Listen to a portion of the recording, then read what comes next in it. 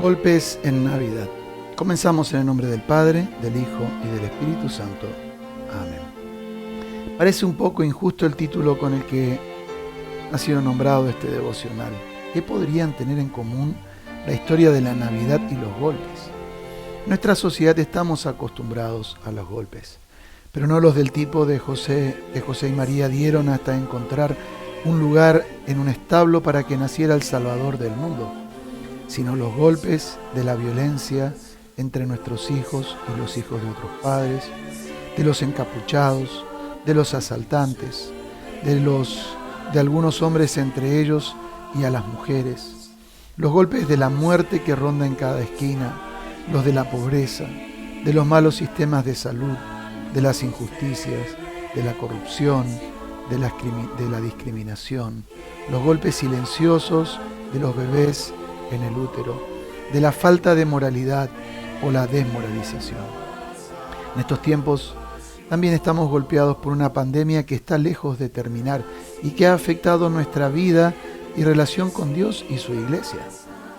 A pesar de lo anterior, aún falta mencionar el más terrible de los golpes, el golpe que se escucha cuando los seres humanos cierran el libro de la vida, las Sagradas Escrituras, que hablan del amor de Dios, del pecado, lo que es malo, de la voluntad de Dios, lo que es bueno, del perdón y de la salvación, hablan del Evangelio de Jesús.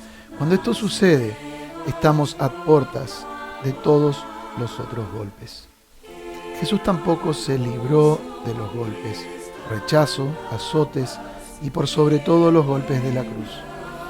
Era el único camino, y aunque se cuenten como dos partes, son una misma historia, porque el pesebre de Belén y la cruz del Calvario son de la misma manera. Como dice la profecía, una vara saldrá del tronco de Isaí, un vástago retoñará de sus raíces.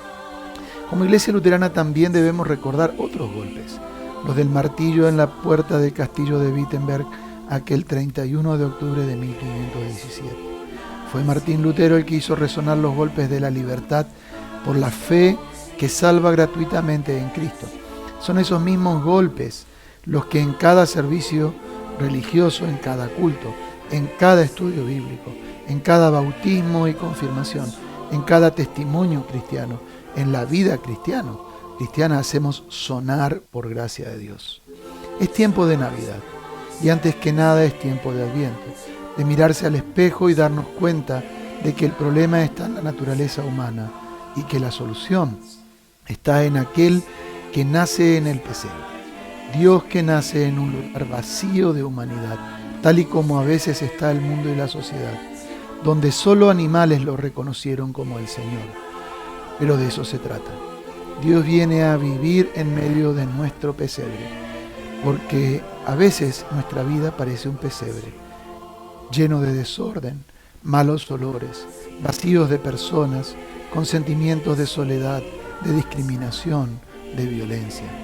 Entonces es necesario que Jesús haga de nuestra vida un pesebre, llenándolo de su presencia, como dice el apóstol Pablo, que produce amor, alegría, paz, paciencia, delicadeza, bondad, fidelidad, humildad y dominio propio. Esa es la realidad de la Navidad aún hoy. Un mundo aturdido por la violencia y el egoísmo, pero que en Cristo puede encontrar a Dios con nosotros, el Emmanuel. Golpea la palabra del perdón anunciado por tu pastor. Golpea la palabra de Dios en la predicación de la palabra de la ley y del Evangelio, y golpea la Santa Cena. El mismo Señor aún golpea la puerta y llama para vivir con nosotros, para ser nuestro Emmanuel. Quienes hemos sido sus hijos por el bautismo y la fe en Jesucristo, tenemos el privilegio de anunciarlo, proclamarlo, vivirlo cada día, no de manera solitaria, sino en la comunión de la iglesia. Que en esta Navidad, queridos hermanos, el Evangelio siga golpeando en los latidos de tu corazón redimido por el Cristo que nació, pero que también murió, resucitó y ascendió por vos. Que siga golpeando en el amor compasivo al prójimo. Amén.